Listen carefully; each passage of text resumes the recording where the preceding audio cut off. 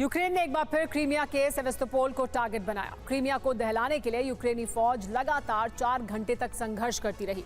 रूसी डिफेंस को नाकाम करना बेहद मुश्किल हो रहा था, लेकिन आखिरकार यूक्रेन के सरफेस ड्रोन का एक हमला कामयाब हुआ और सेवेस्तोपोल पर जोरदार धमाका हुआ। यूक्रेन के हमले में रूस के कई फ्रीगेट को नुकसान पहुंचा है।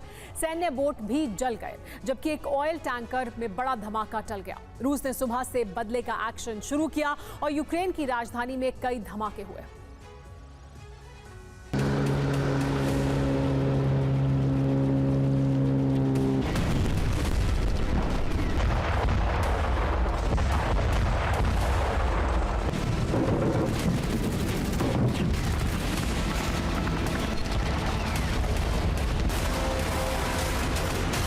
काला सागर का वो किनारा जहां दिन रात हमले की ताक में रहता है यूक्रेन।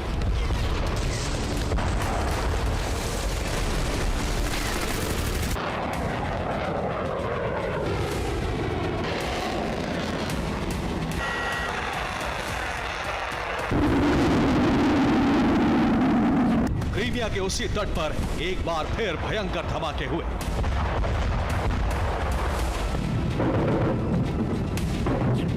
ब्लैक सी फ्लीट का मुख्यालय सेवेस्तोपोल फिर धमाकों से गूंज उठा। आग की ऊंची ऊंची लपटें उठी और रात के सन्नाटे में पूरा इलाका धमाकों से थर्रा उठा।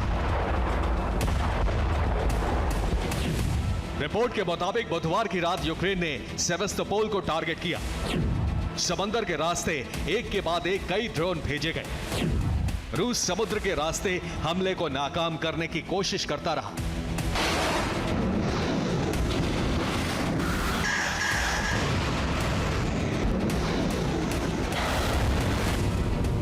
रूस के दावों से अलग खबर यह है कि सेवेस्तोपोल पर यूक्रेन एक बार फिर हमला करने में कामयाब हो गया।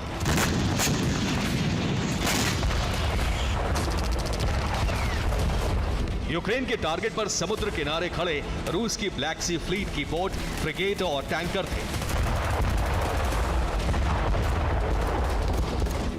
सेवेस्तोपोल से सिर्फ एक ये तस्वीर अब तक सामने आई है। इसमें रूसी नेवी की एक बोट नजर आ रही है।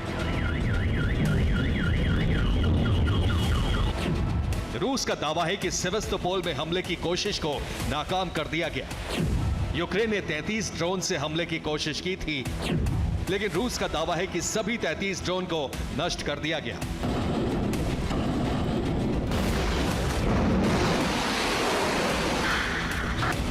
दूसरी तरफ यूक्रेन के हवाले से जो खबर आई है उसके मुताबिक रूस ने जिस इलाके की सुरक्षा के लिए कई रणनीति बनाई, कई तरह के सुरक्षा घेरे बनाए, वहीं यूक्रेन का एक सरफेस ड्रोन लहरों के रास्ते से घुसने में कामयाब हो गया।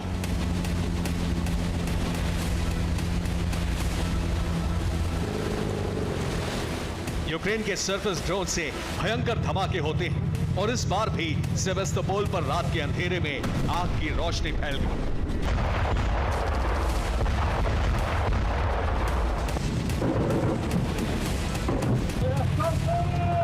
रिपोर्ट के मुताबिक यूक्रेन को यह कामयाबी बेहद मुश्किल से मिली।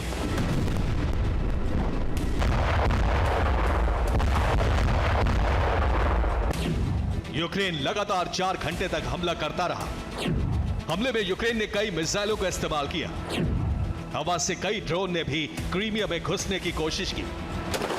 इस दौरान लगातार रूस के एयर डिफेंस एक्टिव रहे और आसमान में धमाके होते रहे।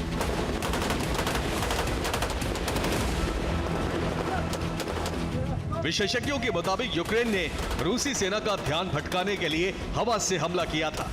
रूस की सेना मिसाइलों और ड्रोन को नष्ट करने में व्यस्त रही और इसी दौरान यूक्रेन की मरीन ड्रोन यूनिट ने अपने मिशन को अंजाम दे दिया।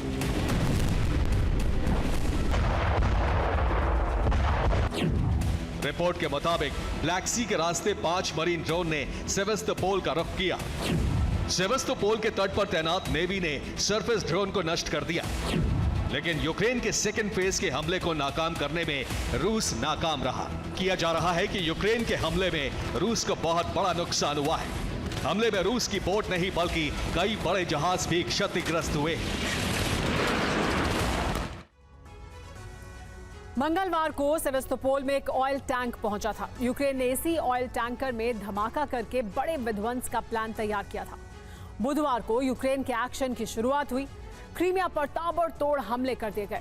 यूक्रेन ने क्रीमिया पर 33 ड्रोन से हमला किया, लेकिन क्रीमिया में तैनात रूसी एयर डिफेंस ने सभी ड्रोन को हवा में भस्म कर दिया।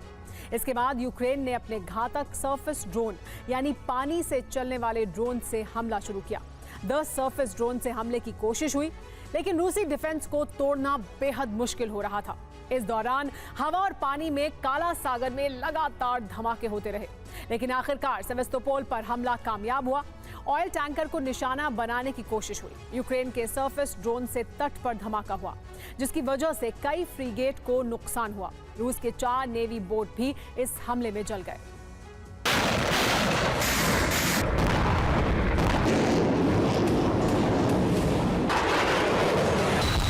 सेवेस्तोपोल में कई धमाके की आवाज सुनी गई। इससे ज्यादा अभी रूसी मीडिया में नहीं बताया जा रहा है।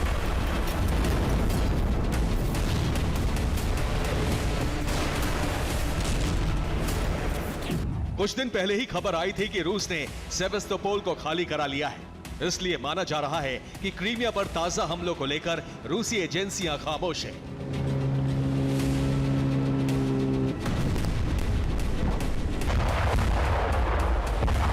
लेकिन रूस की बौखलाहट का असर कीव में देखा जा रहा है। गुरुवार सुबह से ही यूक्रेन की राजधानी कीव पर कई बार मिसाइल से हमले हुए हैं।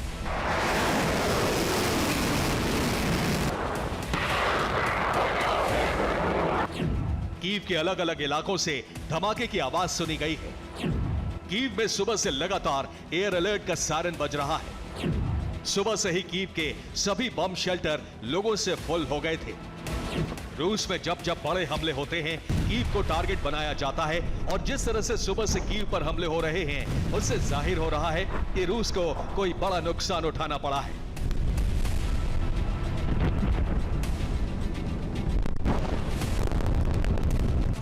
माना जा रहा है कि रूस सेवेस्तोपोल हमले का बदला ले रहा है।